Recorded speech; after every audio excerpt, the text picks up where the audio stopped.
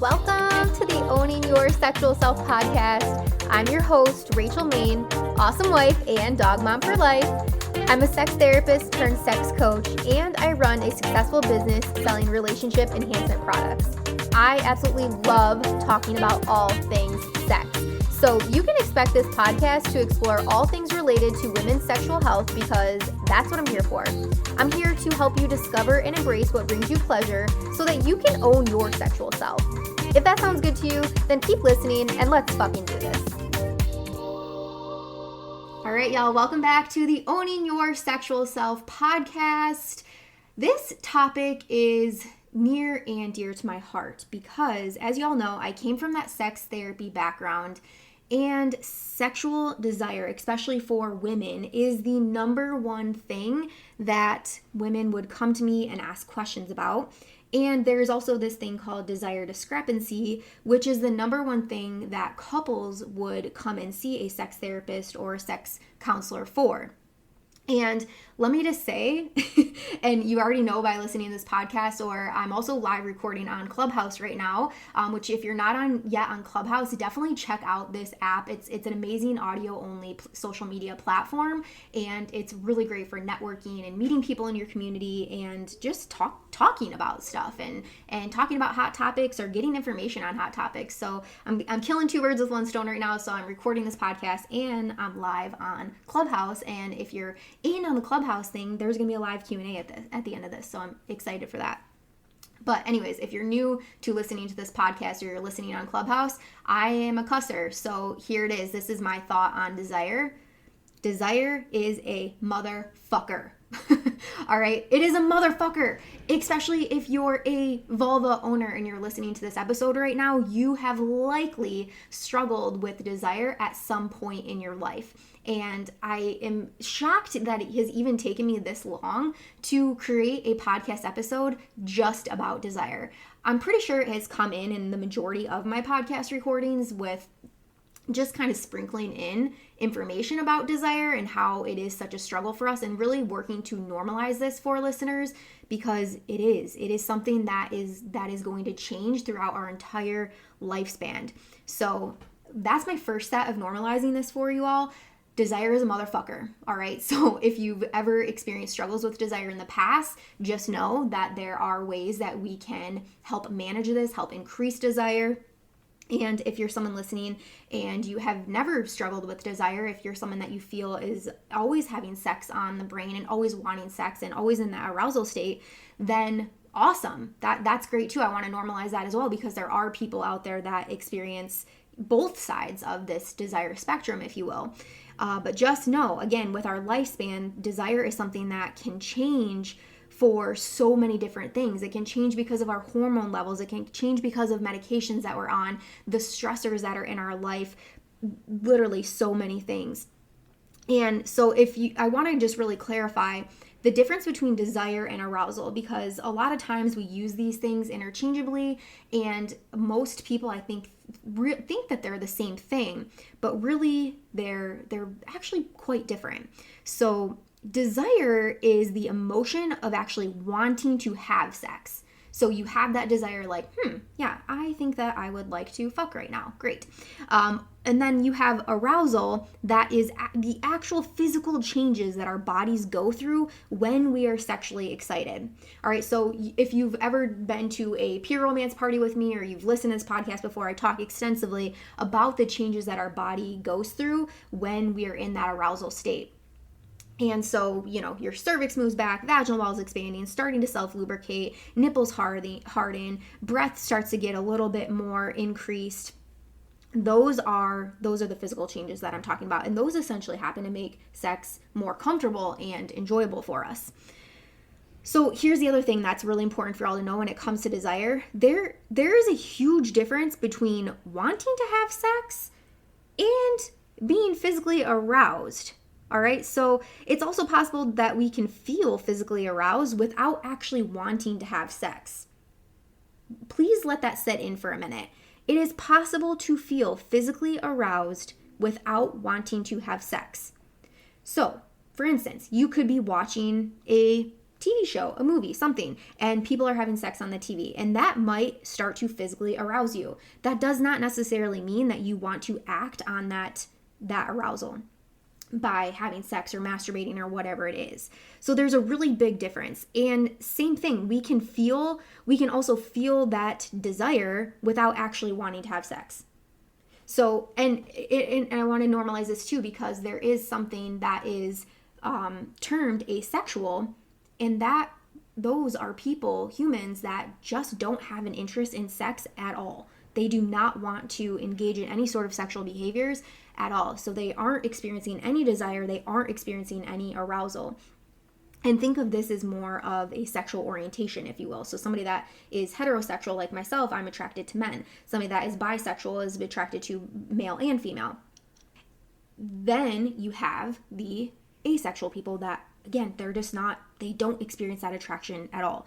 So we're doing a lot of normalization on this podcast episode today, because I think that there's so much power behind that. And especially for women, education, especially sexual education, can be, in my opinion, one of the most liberating things for us to experience and for us to feel and understand. When we can learn more about our bodies and why we might be experiencing some of the things that we do, there's so much power behind that. And that can instill so much more sexual confidence in ourselves. And this is my shit, y'all.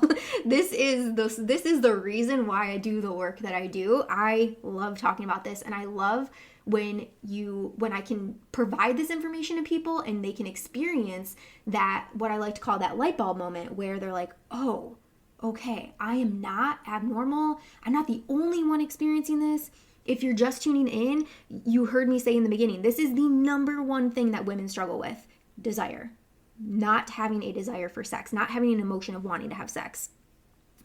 All right, so many, many years ago, I'm sitting at a training, and Dr. Ian Kerner, who is a sex educator and a sex therapist, is presenting at this lecture that I'm attending. And he talked about that there is basically two main types of desire. So you have spontaneous desire and you have reactive or responsive desire, however you want to look at that. And essentially, those are the two forms that we experience desire in. Now, here was the game changer for me as a sex educator, and especially as a business owner that essentially sells bedroom accessories and things to enhance people's sexual lives. Most women experience reactive desire. However, society portrays us in a way that we should want to experience more spontaneous desire. And that's just fucked up. All right. So knowing the fact that reactive or responsive desire, if you're listening as a woman, a vulva owner, that's when I say woman, that's who I'm referring to, people that own vulvas. This is so important for you to know. So while we're seeing in media, in movies, in magazines, and all these things that sex is portrayed as that, I like to call it like that 50 Shades of Grey type style sex where, shower scene, oh, I see my partner naked in the shower, all of a sudden I want to have sex, or, oh, I'm naked in the shower and my partner walks in, and now all of a sudden I want to have sex with them. Can we all just be real for a minute? There have been numerous times where I've been in the shower and my husband walks in like, hey, how's your day? Hey, what's going on? Hey, you gonna be in there much longer? I gotta poop, right? Like, these things all happen. And I'm gonna tell you, there's many instances in my life where that's happened. And I don't, just because I'm naked in the shower, bathing myself and all up in my pheromones and feels, and he walks in, that doesn't mean all of a sudden I want him to join me in the shower. All of a sudden I'm like, oh, I have to end the shower right now and go have sex. That doesn't happen. Like, the majority of the time that doesn't happen. So spontaneous desire is if you're someone that is in your teens, or you're thinking back of that life in your sex life like it was in your teens or early 20s, you may have experienced more spontaneous desire, right? You would literally, you're doing the dishes and you drop anything to go and have sex with your partner. You get that booty call text in the middle of the night and you're like, fuck yes, I'm going, right? I'm getting it in. That is what would be categorized as spontaneous desire. But as we age and as our bodies change, we start to fall more into that reactive and responsive type desire. So when I say reactive and responsive, This means basically that something has to happen to us to be able to want to have sex. So we experience some sort of touch. We experience a look from our partner. We smell something that is very enticing to us, or we feel something that's very sexual or arousing to us. And then our body responds with desire.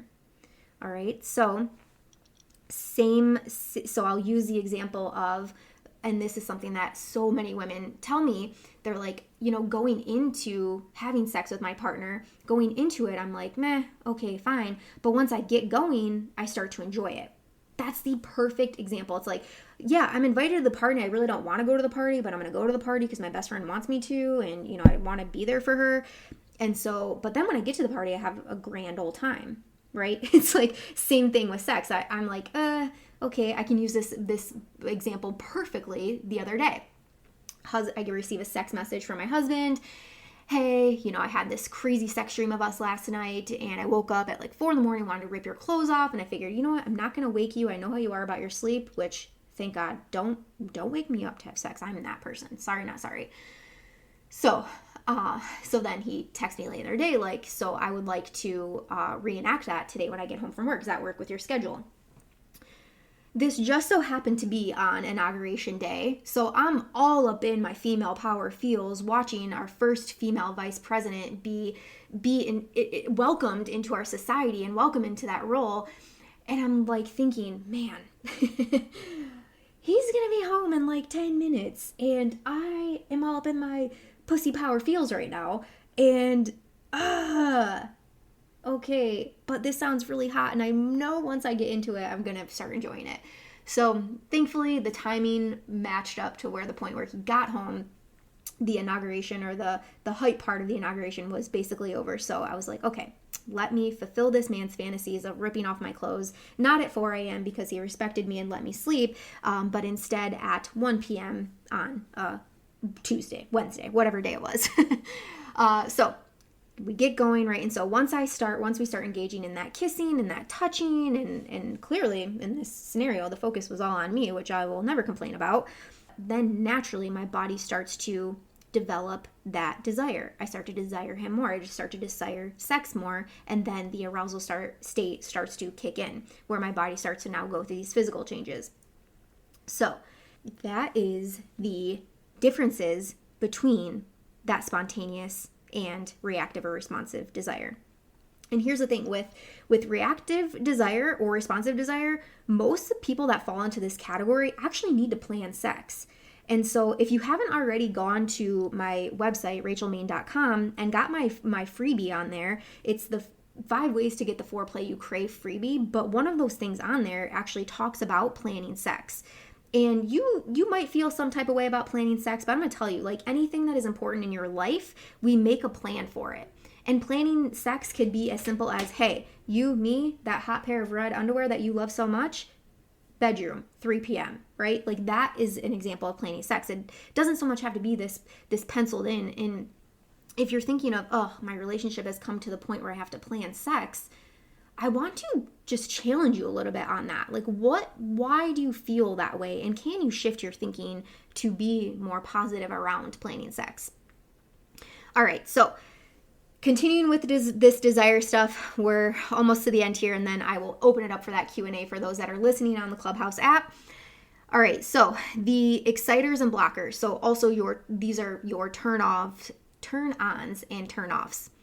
You need to discover these for yourself. I've thrown this book rec out for so many times, but Come As You Are by Emily Nagoski. She has a book, and she also has a workbook that you can actually literally figure out what your exciters and your blockers are. So discover these for yourself. This is so important, so you know what needs to be happening for you to feel that desire and for your body to start engaging in that arousal. And then vice versa, what you know definitely should not be happening, right? What are those blockers? What are those turnoffs for you? When you can identify these and have a conversation with your partner around what those look like, then there is so much power within that, and that can make your sex life so much more enjoyable and probably be experiencing more orgasms as well. And I just want to go back to this point. We receive so much pressure from society on what sex within couples should look like. Like, stop fucking comparing your sex life to anybody else's sex life. Stop it. Comparison is a thief of joy. Okay, here's the thing. Research shows that couples who sustain strong sexual connections are not the ones that are out there craving sex, nor are they the ones that are having this crazy, wild, seen in the movies, adventurous type sex, right? They're not even basing it off of the frequency of sex or how often orgasms are occurring for them. Did you all hear that? Those are all things that people do not compare a fulfilled, sexual, satisfied relationship to. Do you know what the predictor of a satisfied sexual relationship is? Cuddling. Yeah, cuddling after sex. That is the indicator in research. That is the number one thing that couples have identified, that is what their indicator of whether or not that sexual encounter was satisfying for them. Freaking cuddling, your aftercare. And you know what that says to me? Connection. Connection is the key. Stop comparing yourself to how crazy the sex was or how spontaneous the sex was or the fact if you had to plan it or not plan it. Stop it. It is about the connection. It is about that experience and that intimacy that you just created between yourself and your partner. Or if you're single as a Pringle, the intimacy and the pleasure that you created for your damn self. That's what this is about. And if you are listening and you're in a relationship, here's the two things that you need to focus on if you want to sustain a long-term, sexually satisfied and fulfilling relationship. Number one thing, you need to see your partner as your best friend and treat them as your best friend. That's the number one thing. The second thing is to prioritize sex. Again, go to the website, rachelmaine.com, download my foreplay freebie. So many good tools in there, things for you to engage with your partner and create that intimate connection with one another. I literally created it for this reason because I get asked so often, Rachel, what can I do? How can I increase desire? How can I become more aroused? How can I get aroused quickly? How can I actually maintain and achieve an orgasm in the bedroom? How can I tell my partner what I want in the bedroom? That all of these things are covered in this freebie that I created. And bonus, this freebie that you can download, there's also extra things included with this. So master classes. So now I'm speaking directly to the people on Clubhouse that are listening to this. Tonight, Thursday, January 21st at 8 p.m. Eastern, I'm hosting a free masterclass on Zoom that is going to lay out exactly how to get what you want in the bedroom. So if you're struggling with the desire, if you're struggling with orgasm, with pleasure in general, this is something that you're going to want to attend. Again, same website, rachelmaine.com. It's the same website for everything to get to all the things. So if today's episode really hit something with you, right? If you learned something from today's episode, take a screenshot right now on your device that you're listening on, or if I'm playing through your car or wherever, take a screenshot. Share this with your social media people. People need to hear this. As I told you, this is the number one thing that I get asked about, and especially it's with women. Women need to hear this information. They need to know that what they're experiencing is normal, and they also need to know that it doesn't have to stay this way. And especially if they're in a market where they don't want it to stay this way, where they're wanting to increase effective change to their sexual life, they need to hear this episode. This is the starting point. When you press play on podcast episodes like this, that tells me that you are starting your investment into your sexual self. If you want to take that investment a little bit further, that's why I also offer individual and group coaching programs with people. So I work in 3-month containers. So if right now is not the time for you, maybe in 3 months, it will be the time for you. But I work with women specifically that want more for their sexual selves. They've been struggling with desire. They've tried things that aren't sticking with them. They haven't got the sexual health education that they need so much and that we lack so much within a society. These are what my programs are based around. Providing people with education, normalizing the things that you're going through, and then providing ways that we can make it better. Not not change your partner, not change what your relationship looks like. We're not trying to change anybody, but when you can educate yourself and engage in new practices for yourself, there's so much power behind that. And there's so much more pleasure behind that when we can tell somebody what we want in the bedroom, because we've done that work for ourselves and with ourselves to engage in self-pleasure practices.